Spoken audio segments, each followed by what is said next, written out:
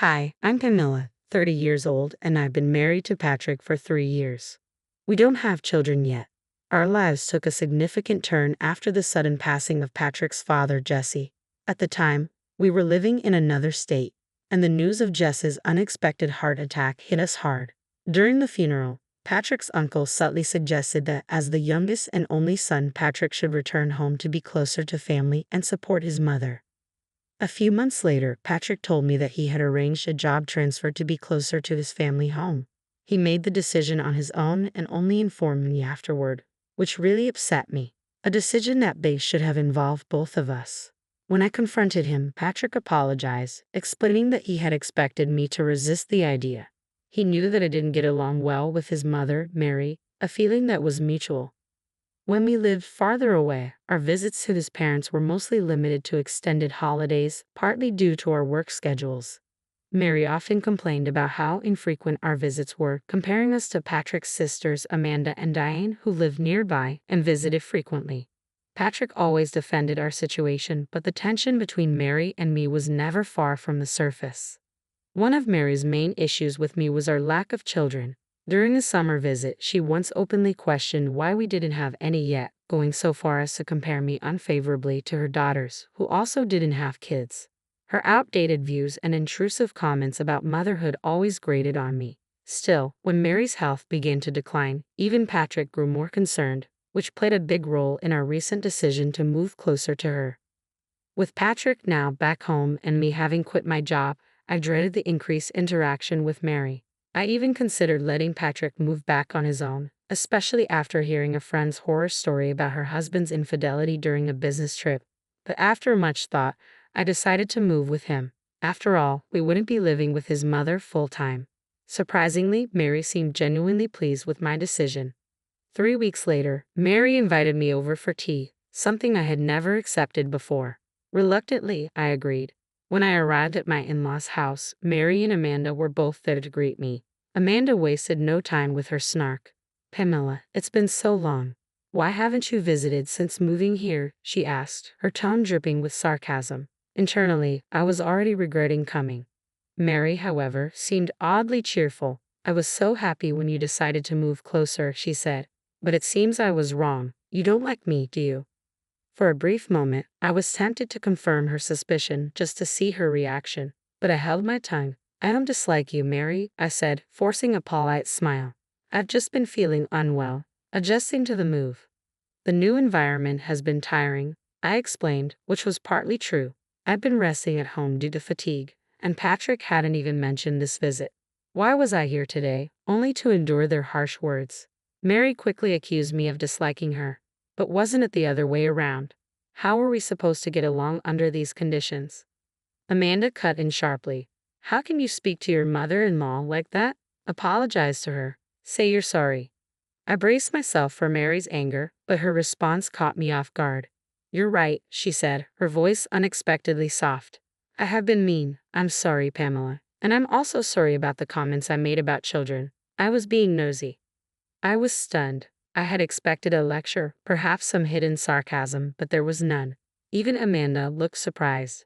"All I ever wanted was to hold a grandchild," Mary confessed quietly. She went on to explain that Amanda's husband was infertile, and Diane seemed to be having fertility issues as well. So she had placed her hopes on Patrick and me. Even though I knew about Amanda and Diane's struggles, Patrick and I had our own conversations about children. We were considering it, but it wasn't a decision to be rushed.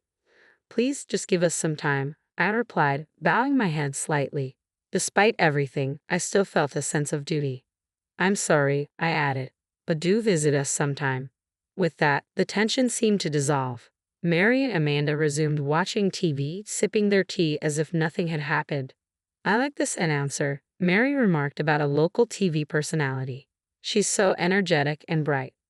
Watching them together, I felt a pang of regret. Maybe if I had been more outgoing, things could have been different with Mary and her family. It was a fleeting, somewhat naive thought, but I was relieved to have expressed my feelings earlier. Maybe this could lead to a better relationship between us, I hoped. But that hope didn't last long. Later that evening, Patrick came home, visibly upset. "Mom told me you said you have no intention of getting along," he said, his voice laced with anger. She was crying, Pamela. What did you say to her? I was taken aback. Just a few hours ago, he had left with a smile, and now he was accusing me of something completely different. Patrick, there's been a misunderstanding. I began, trying to stay calm. I told her it's difficult for me to be friends with her given how things have been between us. But I never said I didn't want to get along. He didn't seem convinced. His earlier smile now felt like a distant memory, replaced by doubt. I felt a wave of fear. He fully believed Mary's twisted version of the story. I tried to explain further, but he wasn't listening. Then my phone buzzed with a message from Amanda. After all the effort of moving here, weren't you prepared to make it work? If you're here with us, you need to be a bit more patient. Patrick glanced at me, his expression mirroring Amanda's words. I suddenly felt very alone. I moved here because I wanted to be with Patrick, not to appease Mary and Amanda. I looked him in the eye and said, "It's clear that Mary and the others might never approve of me. Maybe you should consider someone she likes more."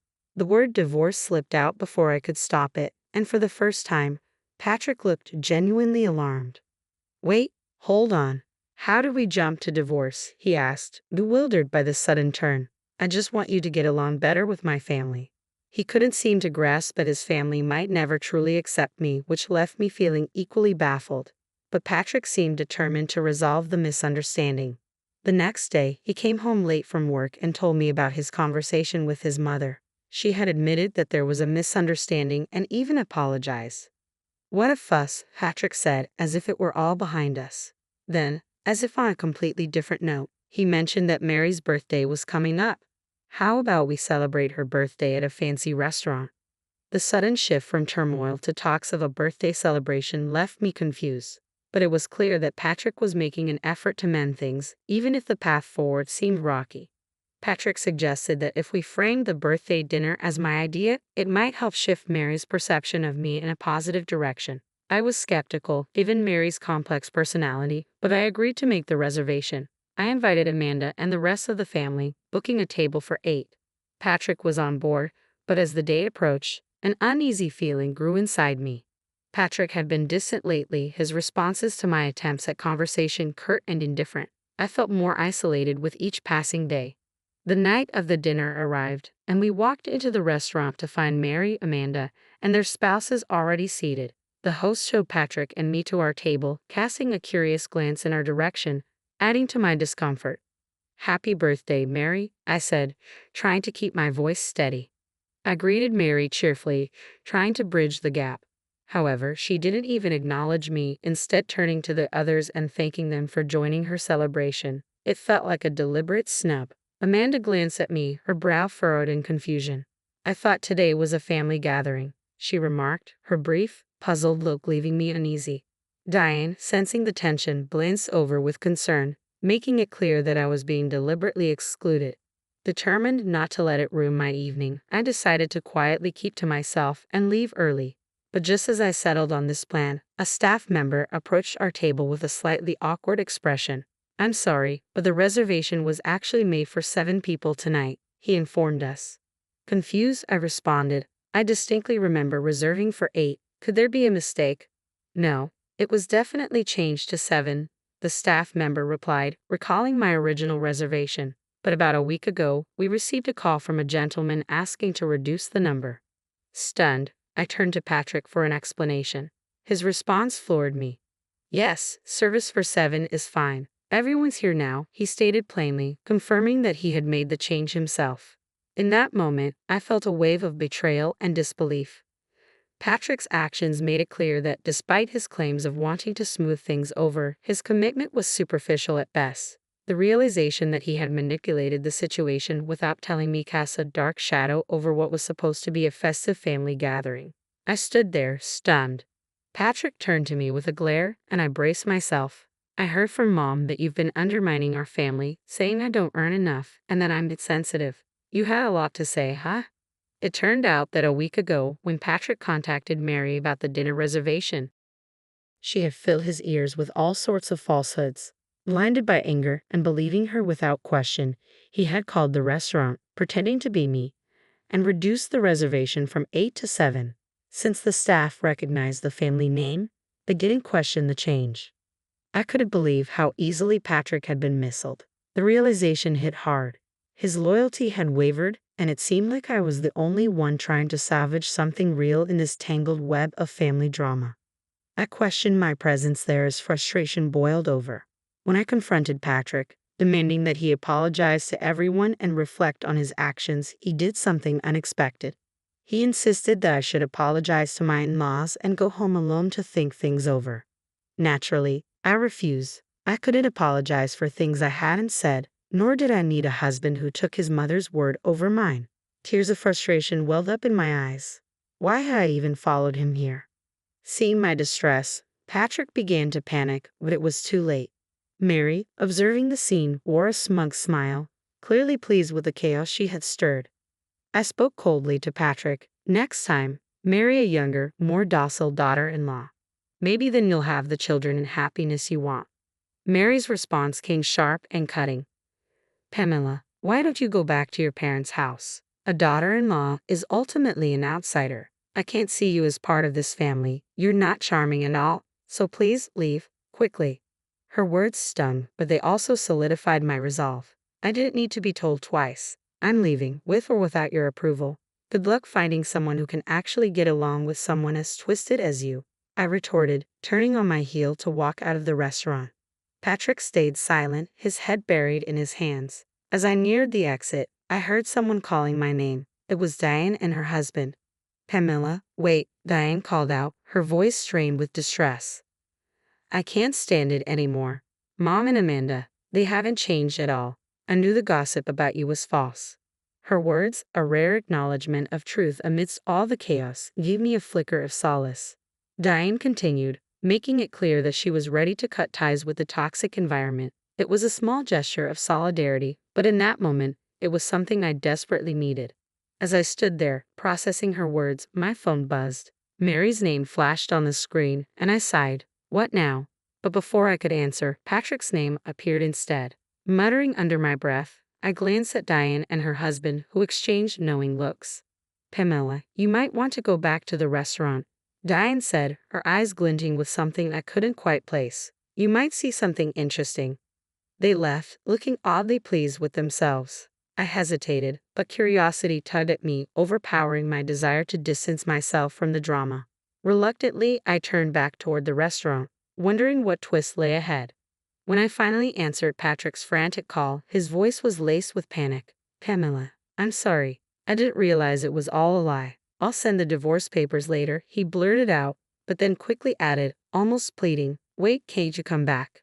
Please, it's a lifetime request. His almost childish plea might have made me laugh if not for Diane's cryptic hint lingering in my mind. Against my better judgment, I decided to return to the restaurant. When I arrived, I was met with an unexpected scene. A crowd had gathered around Patrick's table where a local TV announcer, Mary's favorite, was speaking into a microphone. The atmosphere crackled with tension. Mary was stumbling over her words, clearly flustered as she tried to explain herself. No, that's not it. It's a misunderstanding, she stammered. Patrick and Amanda sat awkwardly, looking completely unprepared for the spectacle unfolding before them. The announcer, relentless, pressed Mary further. You loudly declared that Pamela is an outsider and should leave. Could you explain what you meant by that, in detail? Meanwhile, Diane's husband, along with others who had been offended earlier, had quietly slipped away from the scene. I stood there, dumbfounded, as I pieced together that this had somehow turned into a public spectacle, and judging by the cameras, it was possibly being broadcasted live. A staff member approached, noticing my confusion. It's been quite a day, hasn't it? They remarked, explaining that a TV recording had been scheduled at the restaurant that day, which explained the unexpected media presence. The entire family drama had accidentally played out on live television, exposing everything to the public in stark, unfiltered detail. I stood there, processing the whirlwind of events, feeling a strange mix of disbelief and vindication. This bizarre turn of events had unfolded in such a way that the truth was now out for everyone to see. The private dining area hadn't been as secluded as they thought, and conversations had been easily overheard. Just as I was about to step outside for air, a famous TV announcer approached Mary, beaming. Mary, would you be willing to do an interview? He asked cheerfully. Mary, always an avid fan of the media, lit up with excitement. An interview. Absolutely, she exclaimed, eager to soak in the attention. The announcer smiled. We're talking about mother-in-law and daughter-in-law relationships today. We heard there was a bit of a heated argument earlier, and the daughter-in-law left in tears. Can you tell us what happened? Mary's face went pale at the unexpected question. Amanda's expression mirrored her mother's as they both struggled to come up with a response. Their manipulation and scheming had now been laid bare, and they were cornered into explaining the truth. Just then, from across the room, Patrick spotted me. He looked desperate, his eyes pleading. "Pamela, please," he called out. But by now, his words were nothing more than noise against the backdrop of the chaos that had unfolded.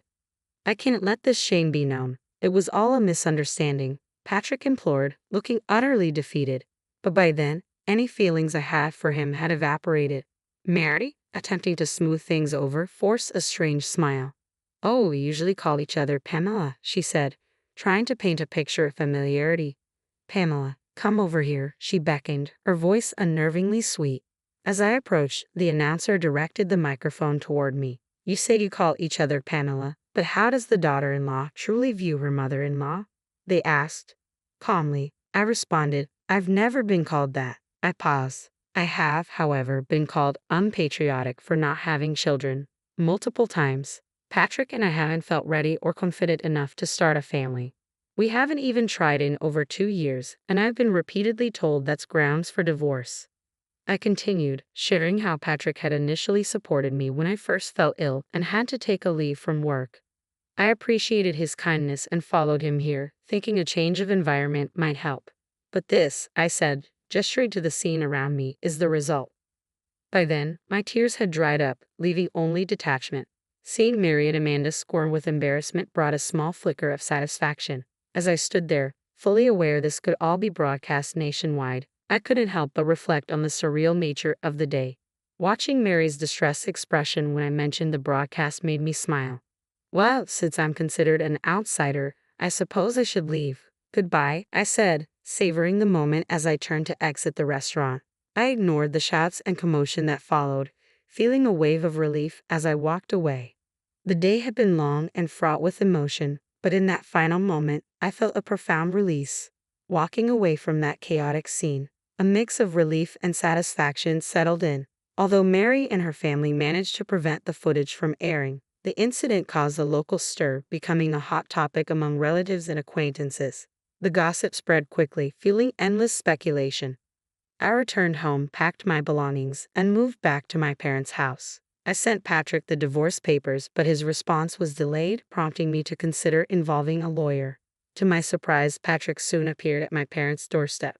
My father, Peter, usually a composed and calm man, took charge of the situation with a firm hand. Patrick, clearly remorseful, offered a heartfelt apology. He claimed he would sever ties with his family and promised to trust only me going forward. But his words felt hollow, too little, too late. Visibly upset by the years of distress Patrick had caused, my father didn't mince words. "Why didn't you realize this sooner? What have you put Pamela through all these years? Just sign the divorce papers and leave," he instructed sternly.